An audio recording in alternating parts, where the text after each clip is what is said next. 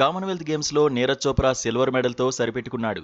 భారీ అంచనాల మధ్య బరిలోకి దిగిన భారత జావెలిన్ థ్రోయర్ 85.83 మీటర్ల దూరం ఈటెను విసిరాడు. రెండో స్థానానికి పరిమితమయ్యాడు.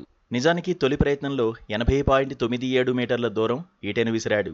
రెండో ప్రయత్నంలో అత్యుత్తమంగా 85.83 మీటర్ల దూరం జావెలిన్ను సంధించాడు.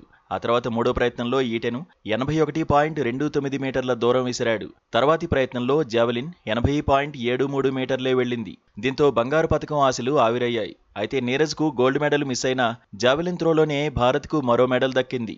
కాంస్య పతకం కూడా భారత్ మెడలోకే చేరింది. యశ్వీర్ సింగ్ తన టాలెంట్తో ఆకట్టుకున్నాడు. తొలి 4 ప్రయత్నాల్లో పెద్దగా ఇంపాక్ట్ చూపకపోయినా ఆ తర్వాత సత్తా చాటాడు.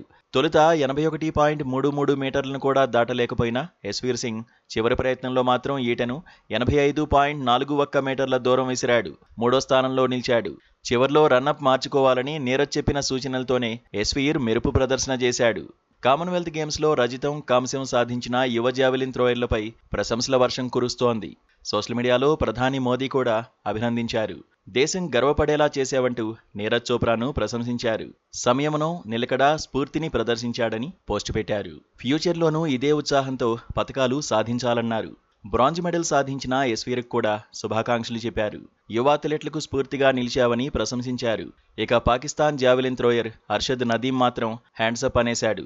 ఈటెను 77.41 మీటర్ల దూరం మాత్రమే విసిరాడు. 9వ స్థానంతో సరిపెట్టుకున్నాడు. శ్రీలంక జావెలిన్ థ్రోయర్ రమేష్ పతిరగే 89.75 మీటర్ల దూరం ఈటెను విసిరాడు. స్వర్ణ పతకాన్ని సొంతం చేసుకున్నాడు. గ్రెనేడియన్ అండర్సన్ పీటర్స్ ఈటెను 83.88 మీటర్ల దూరం విసిరాడు. 4వ స్థానంలో నిలిచాడు. దక్షిణాఫ్రికా అథ్లెట్ డౌ స్మిత్ 82.88 మీటర్ల దూరం ఈటెను సంధించాడు. 5వ స్థానానికి పరిమితమయ్యాడు.